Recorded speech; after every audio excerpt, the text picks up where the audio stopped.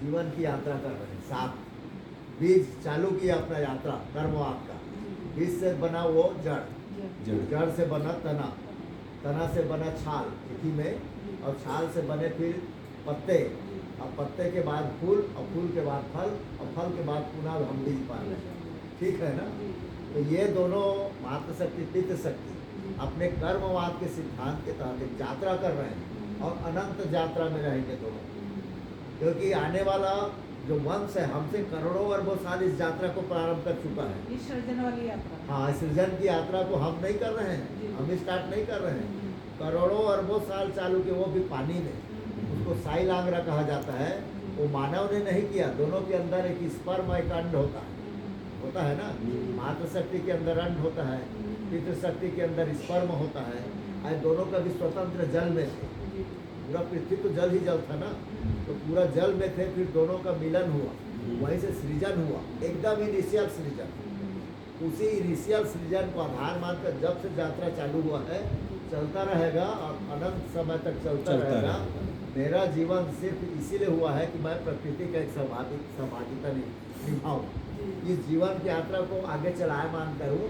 यही मेरा जीवन का लक्ष्य है। मेरा जीवन का लक्ष्य पाप पुण्य स्वर्ग नरक मोक्ष नहीं है। इस प्रकृति को कैसे आगे बढ़ाऊँ? जैसे माता पिता लोग मेरे को छोड़ के गए हैं, मैं ही वैसे बच्चे को छोड़ के जाऊँ, तभी प्रकृति सम्मत है, तभी प्रकृति आगे चलेगा, नहीं तो ब्रेक हो जाएगा। इसलिए हम लोगों में संन्यास लेने की प्रथा नहीं है। आदिवासियों में संन्यास हाँ, नहीं लिया जाता, मानव है ना। संन्यास का रोल ही नहीं है, कहीं रोल नहीं है। आपको करना है शादी और अपने जैसे प्रकट करके जाना है आपको, तभी तो जीवन चलेगा। और संन्यास ले लूँगा तो क्या हो गया? जैसे अभी आम का पेड़ लगा है, सारे फूल तोड़ दूंगा तो कल फल लगेगा क्या? तो संन्यास को वही समझिए।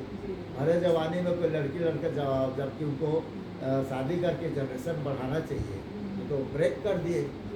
अगर हुआ ही नहीं सृजन, तो सबसे बड़ा जो संन्यास ले रहे हैं भंते लोग, सबसे बड़ा अगर पाप पुण्य की भाषा बोला जाए तो सबसे बड़ा पापी तुम हो, जो अपने अंदर की एक शक्ति को मार रहे हो।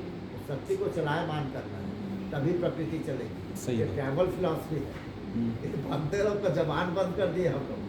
श्रीलंका वो लोग बोले अरे यार हमको भी अपडेट करना पड़ेगा सिस्टम, ऐसे बोले। आप वो सही बोल रहे हो बोलता है। मेरा ध्यान तपस्या ध्यान में अपने लिए कर रहा हूँ, प्रकृति तो मैंने आगे बढ़ाया नहीं, संसार का नियम। हाँ, ब्रेक कर दिया मैंने तो। अब फिर भी मैं बोल रहा हूँ बढ़िया पुण्य आत्मा हूँ। सबसे बड़े अंदर शक्ति तो मेरे अंदर है ना, उसको मार दिया मैंने, तो प्रकृति चलेगी कैसे?